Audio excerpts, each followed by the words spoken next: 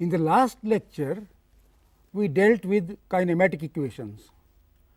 We continue with the kinematic equations, but now we shall be taking motion in vertical direction.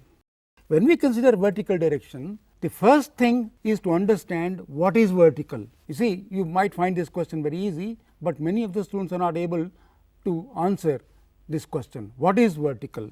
Remember that vertical direction is the direction towards the center of the earth, and it can be different at different places. I will show you the vertical directions at various places on the earth. You can see that at various places on the earth, the vertical direction is different. But what is it? The vertical direction is the direction towards the center of the earth. That is called vertical direction, and the horizontal direction is just direction along the surface of the earth or perpendicular to the vertical direction. So, we define vertical direction first and then the horizontal direction. Another thing you must remember is that the acceleration due to gravity is always downwards. It is always vertically downwards towards the center of the earth. If a body is going up, the acceleration due to gravity is downwards, vertically downwards. If the body is moving down, even then the acceleration due to gravity is vertically downwards. If the body is moving sideways, even then the force on it is always towards the center of the earth, that the acceleration due to gravity is always towards the center of the earth or vertically downwards. Whatever the direction of the motion of the body, the direction of g is always towards the center of the earth or vertically downwards. For vertical motion, we take the same kinematic equations.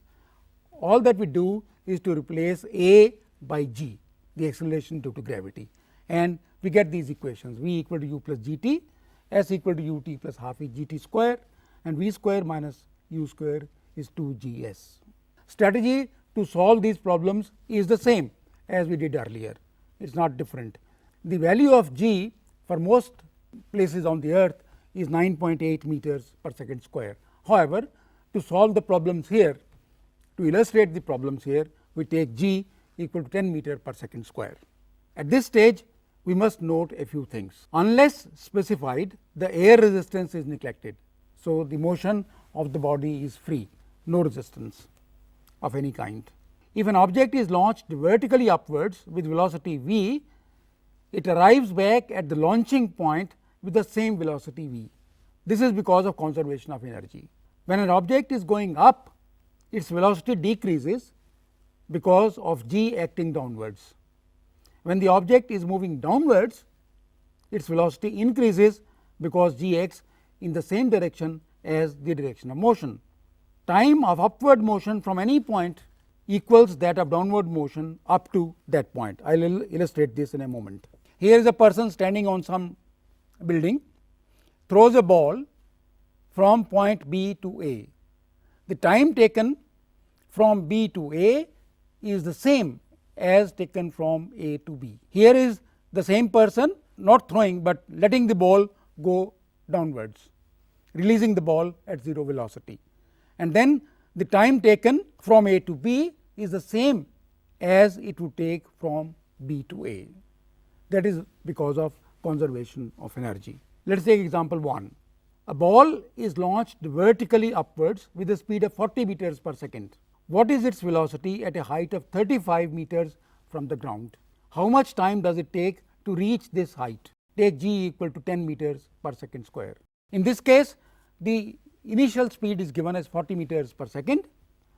We need to find the speed at 35 meters height from the ground. So, we use v square minus u square is 2 g s, u is given, g is given. So, plugging these numbers, we get v equal to plus minus 30 meters per second. Again interesting, you get two results, plus minus 30 meters per second, and we have to choose very carefully the correct result. In this case, it happens that both the values are correct. V is equal to 30 meters per second, the velocity at 35 meters while going up, and v equal to minus 30 meters per second is the velocity while coming down after having reached the highest point. You see, the body was going up, it reaches 35 meters height, and then it keeps going, comes to rest, velocity becomes 0 and then starts moving downwards. The velocity is 30 seconds at this point, and while coming down at this point, the velocity is again 30 meters per second. The sign has changed because of the direction. In the first case, the velocity was upwards, in the second case, the velocity is downwards. So, this was positive, this is negative, but at the same height from the ground, the velocity is the same. The velocity is 30 seconds at this point, and while coming down at this point, the velocity is again 30 meters per second. The sign has changed because of the direction. In the first case, the velocity was upwards, in the second case, the velocity is downwards. So, this was positive, this is negative, but at the same height from the ground, the velocity is the same. The second part of the same problem, we have to find now the time. So, we use this equation s equal to u t plus half g t square, and since this is square in t, we get two values of t. In this case, if we put the numbers, we get t equal to 1 second and t equal to 7 seconds. Again, both these are correct. Why? 1 second is the time taken to reach the height 35 meters. Body is still going up, has velocity 0 and then comes back and reaches this point again A at a height of 30 meters. This time from ground to the topmost point back to the point A, the time taken is 7 seconds. So, both the results are correct. T equal to 1 second while going up and t equal to 7 seconds while going up and then coming down to the same point A. So, in this case, both the times are correct, t equal to 1 second and t equal to 7 seconds. Let us take another example. This one example will illustrate ways in which equations of vertical motion are to be used. A rocket is fired vertically upwards. It is given an initial velocity of 80 meters per second and an upward acceleration of 4 meter per second square. When it has achieved a height of 1000 meters, its engines fail. So, we are asked how long does it take to reach 1000 meters, how high does the rocket eventually go, how long does it take for it to fall back to the earth, how long does it stay in the air, what is its velocity when it hits the ground. All these things can be found by using the three kinematic equations. So, let us start one by one. You see, it is very useful if we can sketch the problem given. So, I have tried to sketch this. The rocket is fired, it goes to a distance of 1000 meters on its engines, then the engines fail and then it continues, goes to a point where its velocity becomes 0. We shall find that this distance is 720 meters, and we shall then find out the time taken by it to reach back to the ground, given u equal to 0 and g equal to 10 meter per second square.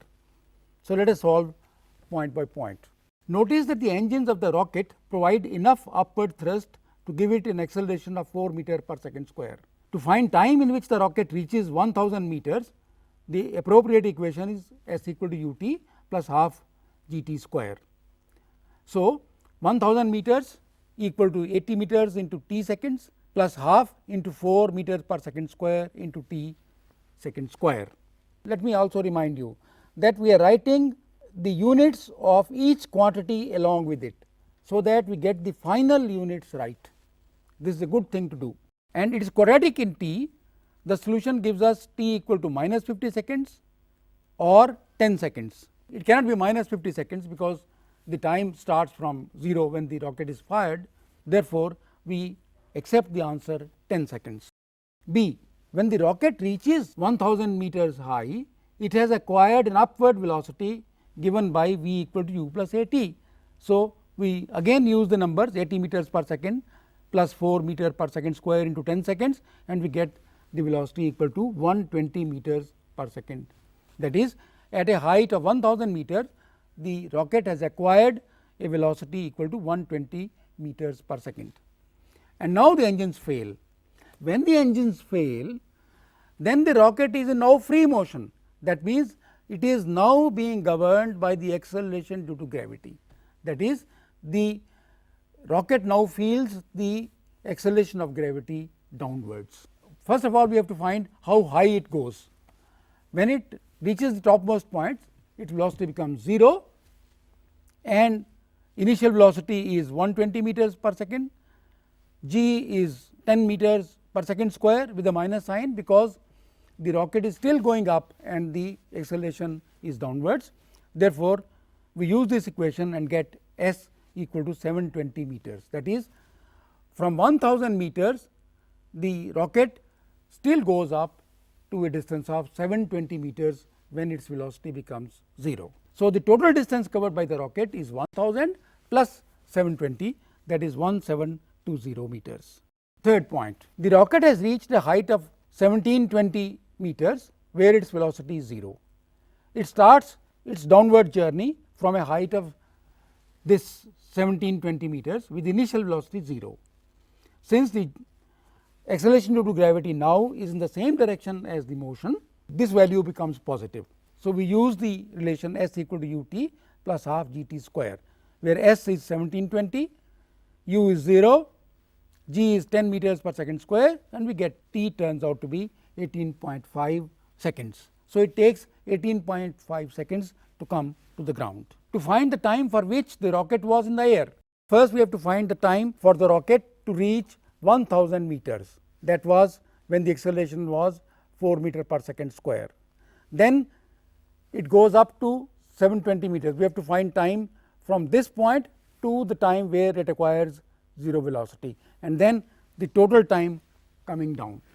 If we find all these times using v equal to u minus g t, in all three cases we get the total time in air is 10 plus 12 plus 18.5, that is 40.5 seconds. So, the rocket in all takes 40.5 seconds. Let me illustrate this once again. You see, the rocket is going up at 1000 meter, it goes on its own engines, then the engines fail, it keeps going because it is at acquired certain velocity, goes 720 meters where its velocity becomes 0. So, in this part it takes 10 seconds, in the next part it takes 12 seconds, and then it takes 18.5 seconds to cover the total distance to the ground. So, that the total time taken is 40.5 seconds. For the final velocity when it reaches the ground, you have just to use v square minus u square equal to 2 g s, everything is known, and therefore, you get the velocity when it reaches the ground. It is 185.5 meter per second.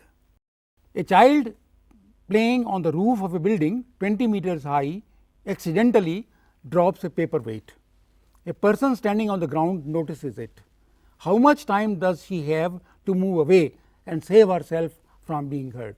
This is a common problem. So, in this case, essentially we have to find the time the paperweight takes to reach the ground. So, at u is equal to 0, g equal to 10 meters per second square, and t we get as 2 seconds. So, if the person can move away in 2 seconds, she would be safe, otherwise she would be hurt. A ball is launched vertically upwards with a velocity of 30 meters per second. What is the time that the ball takes to return to its starting position? What is the velocity of the ball 5 seconds after being launched? What is the acceleration of the ball at its maximum height, and draw the graphs. At the highest point the velocity is 0, the body is going up, and at the highest point the velocity becomes 0. So, 0, then we use the equation v is equal to u minus g t, and we get the time is 3.1 seconds. And as we have discussed earlier, time to come down is also the same. For the velocity after 5 seconds, we get v equal to, again we use v equal to u minus g t, and we get the velocity as minus 19 meters per second. Why minus? See, in this case what happens is, the negative sign indicates that the ball is coming back after having reached the highest point. You see, the time 5 seconds is such that the ball goes up and comes down, and it is while it is coming down that we have got the that the velocity is minus 19 meters per second. So, you must be careful in this case. the ball goes up, reaches the highest point, comes back, and this time that we have the velocity that we have found minus 19 meters per second is the velocity when the body is coming down, not going up. At each point of its journey, including the highest point where it comes to rest momentarily, the ball experiences a downward acceleration equal to g. I have been emphasizing this all along, that acceleration due to gravity is always vertically downwards. And here are the graphs, they are simple, no problem.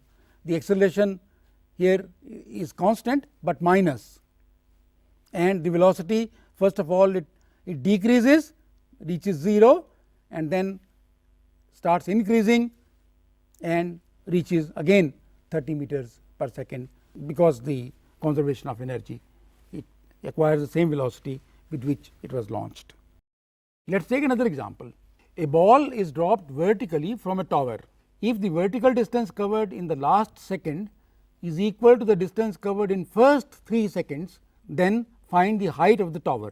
Consider g equal to 10 meter per second square. In the last lecture, you remember, we derived this formula for the distance covered in nth second, that was S n equal to u plus half g into 2 n minus 1. So, we will use that formula. So, distance covered in 3 seconds is simply s equal to half g t square, it is 45 meters. Therefore, we use this formula now, half g is 5. So, 5 10 n minus 5, because n is 1. So, we get 10 n minus 5 is equal to 45 meters. In the last second, it covers the distance 10 n minus 5, and what is given is in the first 3 seconds it covers 45. Therefore, the equation is 10 n minus 5 is equal to 45, which gives n equal to 5 seconds. That is, the total journey time is 5 seconds, and the height of the tower is s equal to half into g into t, which is 125 meters. So, remember this formula, S n is equal to u plus half g into 2 n minus 1. So, if we substitute the values, you get 10 n minus 5, and this is equal to 45 from the condition of the problem. A ball is thrown vertically upwards from the ground with velocity u. While going up, it crosses a point A at a height 80 meters from the ground and returns to the same point after 6 seconds. You see, if you remember that from this point onward, the time is this, and it goes up and comes down, and the time taken is the same. If you know this, you can solve this problem easily.